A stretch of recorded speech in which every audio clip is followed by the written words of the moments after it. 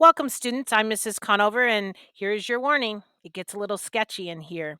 Today, we're going to work on value scales. And in this lesson, I want you to pay attention to how hard I am pressing with my pencil.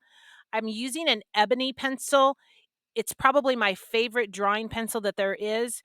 It has a lot of pure graphite in it, so to speak, in that it lays down a really great value. It also responds really well to how hard you're pressing with the pencil. So, as you're moving along on your value scale at the top today, please pay attention to the motion that I'm using with my pencil. It's going in small circles. That way, you don't have streaks or heavy marks made by your pencil. Once I get a square filled in, I turn it around and I use a blending stump. To clean your blending stump, you can use a piece of sandpaper. That kind of just takes all the junk off. But for later, excuse me, you're going to want that blending stump to be a little bit dirty. So again, you lay in a little bit of graphite, moving along to the right with less and less pressure. Moving in a circular motion, then using your blending stump. I'll let you watch along here. And as you move further down the value scale and to the very lightest ones, it's possible that you can just use the dirty blending stump. And you're just going to go over that square with your blending stump being dirty. And again, it's the pressure that you use with the blending stump that controls how dark or light that square gets filled in.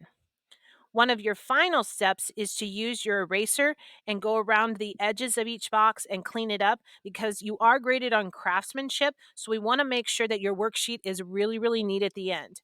Everything should look soft and smooth. We shouldn't see evidence of a pencil being carved into the paper. A lot of you remember when you were little that I always say draw light till it's right. Well, shading's the same way. You go in layers, slowly and surely till it gets dark enough, or with a blending stump. Light pressure and then get darker and darker. Let this finish out here, and hopefully you guys will see how that looks in the end. And then we'll move on to the other shapes. At the bottom of your worksheet, there is a very long rectangle and it says from dark to light. I want you to take the skills that you just used at the top, where you would go from dark to light in cubes. I want you to put them now in the long rectangle at the bottom, but make it a smooth transition so that we don't see a break between the darkest value, the next darkest value, and the next darkest value. Make it a smooth transition all the way to light. So go ahead right now. You can pause the video if you need to and practice that at the bottom. All right, for your cube on this worksheet, you're going to start on the left side and you're going to use the same skill that we used at the top, only you're going to choose about a middle value. So not the darkest, not the next darkest, but about the one in the middle. You're going to shade the left side. The reason we're doing this is because the light is coming from the top. So the top of the cube is the very lightest. We're going to leave that white. The right side is going to be darker because it's not seeing as much light. So go ahead and do either the darkest or second from the darkest square value on that side. You're going to get that all filled in, and then you'll be using your blending stump to smooth it all out.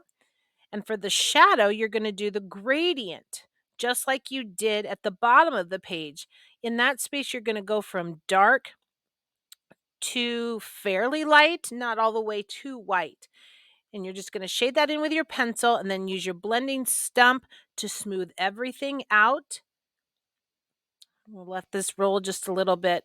But that blending stump is really important to get all the marks out. We want this cube looking like a slick, smooth surface. So the more time you spend with your blending stump, the smoother it will appear and the higher your grade would be.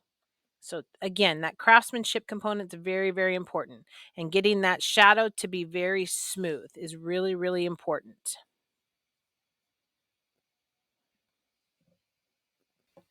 All right, that wraps up the cubes, the value scale, and the gradient at the bottom of your worksheet. Stay tuned for part 2, and we'll go over the sphere, the cone, and we're going to add a cylinder to this also. Well, congratulations, everybody. You're another step away from a stick figure and one more step closer to your masterpiece.